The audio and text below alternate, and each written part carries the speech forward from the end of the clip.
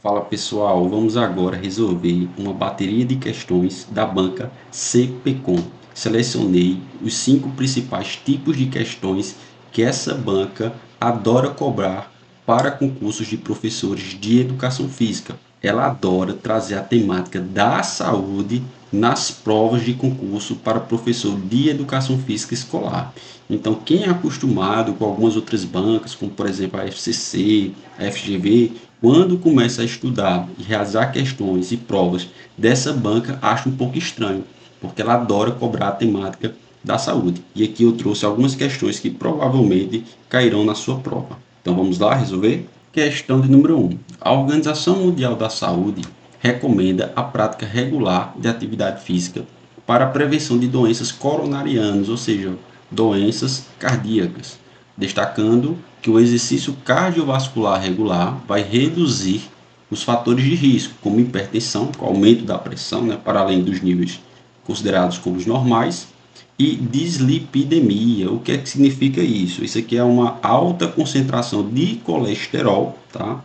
Como também pode ser de gordura. Então, dislipidemia significa o aumento, ali dos limites tidos como normais de colesterol e de gordura presente no sangue. E aqui a fonte de onde foi retirado. Então, como vocês podem observar, ratificando o que eu disse no início dessa videoaula, eles adoram cobrar a temática em específico da saúde dentro dos concursos para professores de educação física escolar. Então, qual é o principal efeito benéfico do exercício físico regular sobre as patologias coronarianas? E aí vamos às alternativas.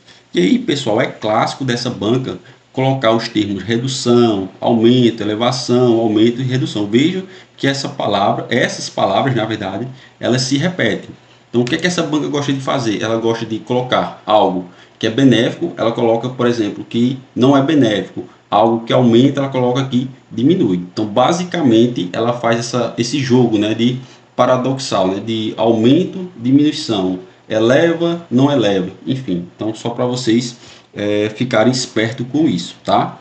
Então, vamos ao item A. Redução dos níveis de triglicerídeos. Triglicerídeos é a gordura. Então, se está dizendo que vai reduzir gordura, então já me parece um item bom. Então, vamos deixá-lo de stand-by aqui. Aumento do colesterol LDL. O que é que significa LDL? Vou colocar aqui um mnemônico que nunca mais vocês vão esquecer. Significa logo, Deus leva.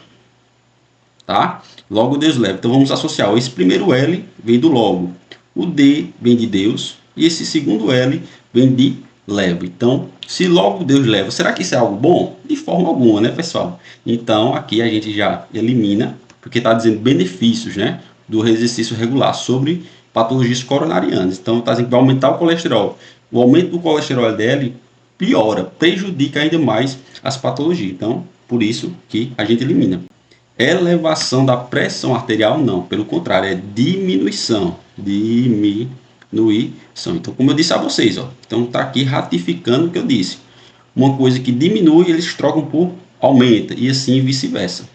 Aumento da resistência vascular periférica vai dificultar ainda mais a resistência vascular, ou seja, vai dificultar mais ainda o retorno venoso? Não, pelo contrário, vai facilitar, vai diminuir a resistência vascular periférica. Então a gente elimina redução dos níveis de colesterol HDL. Então veja aqui novamente, então isso daqui seria a diminuição e aqui seria o aumento. Então não é redução, ele aumenta os níveis de colesterol HDL. Aí você pode perguntar, mas professor, o colesterol não é algo ruim? Não necessariamente.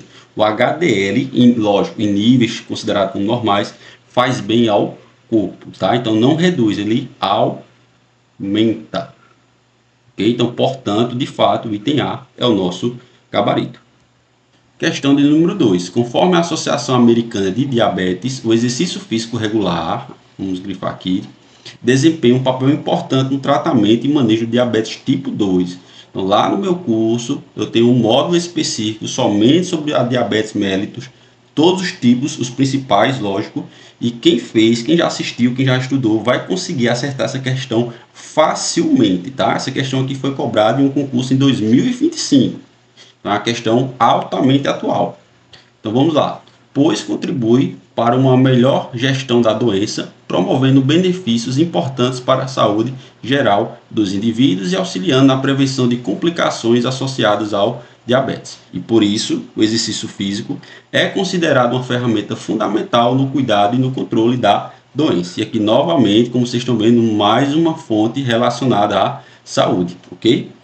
Então, o exercício físico contribui primariamente para o controle do diabetes tipo 2, principalmente por... Então, pessoal, é um item que está cobrando aqui do candidato se ele sabe ou não quais são os benefícios da prática regular de exercício físico no indivíduo, ou seja, naquela pessoa que está praticando isso diariamente. E aí, pessoal, novamente vocês vão observar, conforme a questão anterior, que se repete o mesmo padrão. Então, onde é aumentar, ele coloca diminuir, onde é diminuir, coloca aumentar, e assim vice-versa, tá?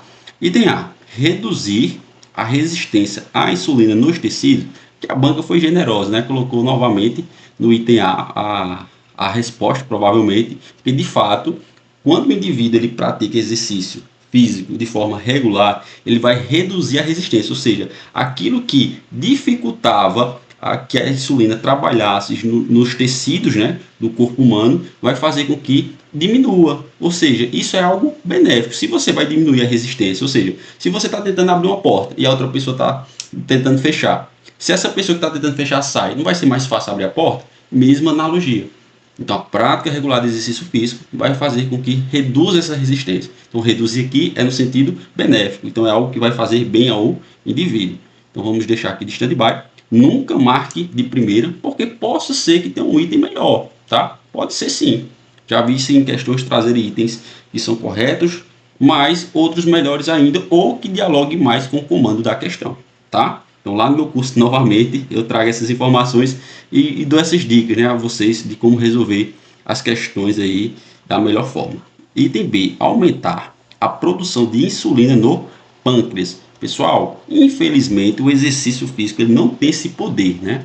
Isso aqui é um fator mais genético, mas a prática em si do exercício físico não consegue fazer com que haja essa produção de insulina, que na verdade é produzida ali no pâncreas, mas em específico lá nas células betas das ilhotas de Langerhans, tá? Então, infelizmente, o exercício não consegue aumentar a produção de insulina. Seria algo bom, mas o exercício físico por si só não consegue fazer isso, tá? Item C, substituir a necessidade de medicação oral. Infelizmente, também, assim como o item B, o exercício físico, muitas vezes, não vai ter esse poder de tirar com que o indivíduo seja ali insulino dependente, por exemplo, que precise tomar alguma medicação. Então, aqui seria muito genérico, seria muito geral, e o exercício físico não consegue alcançar esse resultado.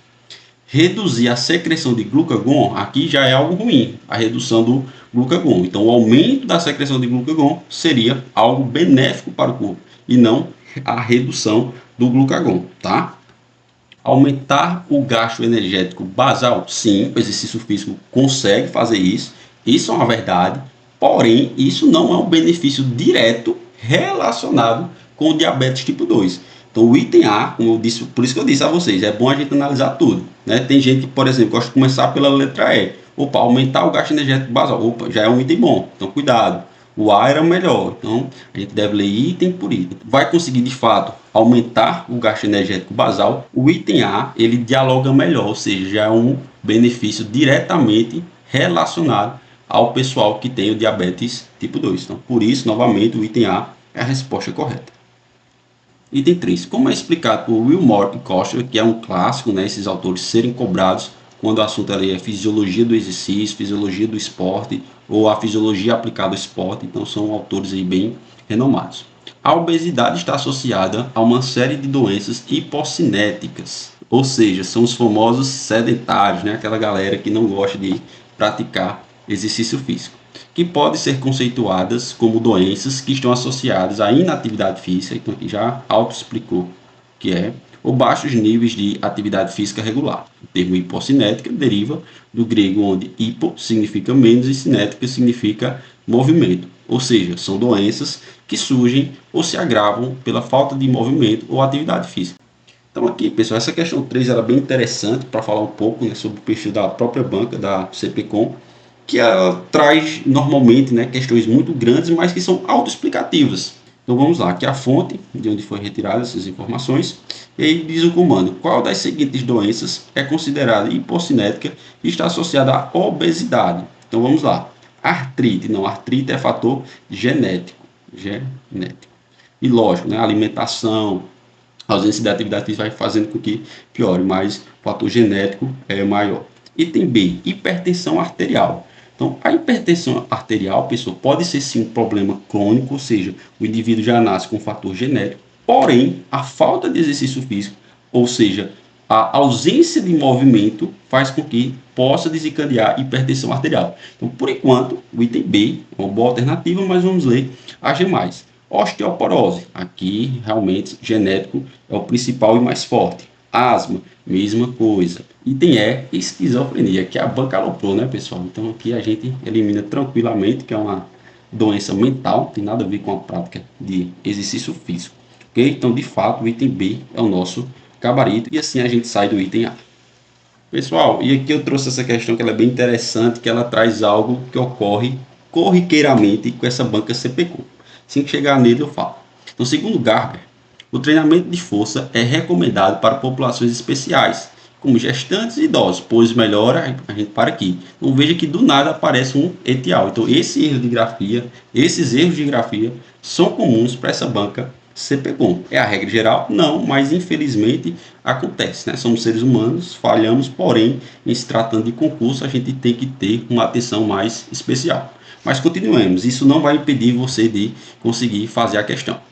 A função muscular reduz o risco de quedas e aumenta a qualidade de vida. Além disso, para crianças e adolescentes, o treinamento de força deve ser adaptado às suas necessidades e fases de desenvolvimento. E aqui, novamente, a fonte relacionada à saúde.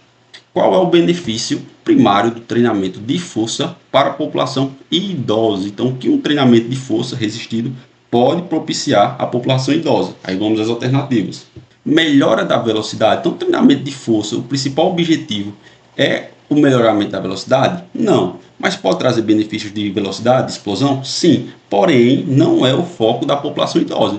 Então, tem muita gente que erra questão de ACPCOM, porque pega um tipo de verdade dessa, ó, melhora da velocidade. Então, de fato, treinamento de força, treinamento resistido, pode sim melhorar a velocidade. Não é o objetivo principal, mas vai trazer sim algum benefício, a depender do tipo de treinamento que seja realizado. Porém, não é um foco para uma população idosa, né? Convenhamos aqui, basta a gente usar um pouco de senso. Melhora do condicionamento aeróbico, treinamento de força tem como característica treinamento aeróbico? Não, é anaeróbico. Então aqui a gente elimina. Redução da flexibilidade deveria aumentar.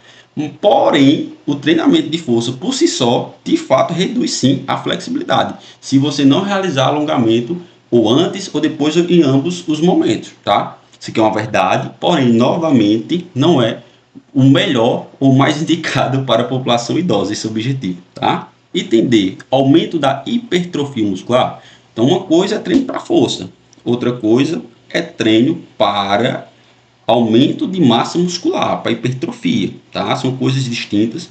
Lógico, quem faz musculação normalmente, né, tem uma força um pouco acima do padrão social, né, tido como normal, não é o foco principal do treinamento de força, que é de fato aumentar outras variáveis e não a musculatura em si, embora possa sim de fato e ocorre um aumento da hipertrofia, um aumento do músculo, ok? Mas a gente elimina. Aumento da densidade óssea, que sim é um benefício propiciado pelo treinamento de força e que é do interesse da população idosa, ok? Então o item é o nosso gabarito.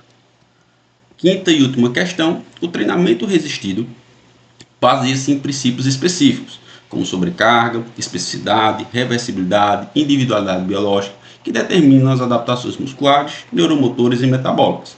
E aqui a fonte de onde foi retirada. Pessoal, cuidado, não são somente esses princípios, existem muito mais e outros que estão sendo cobrados recentemente por outras bancas. Lá no meu curso, no módulo Princípios do Treinamento Físico, eu trago todos eles, discuto teoricamente cada um e além disso a gente resolve uma bateria de questões relacionadas a essa temática, tá?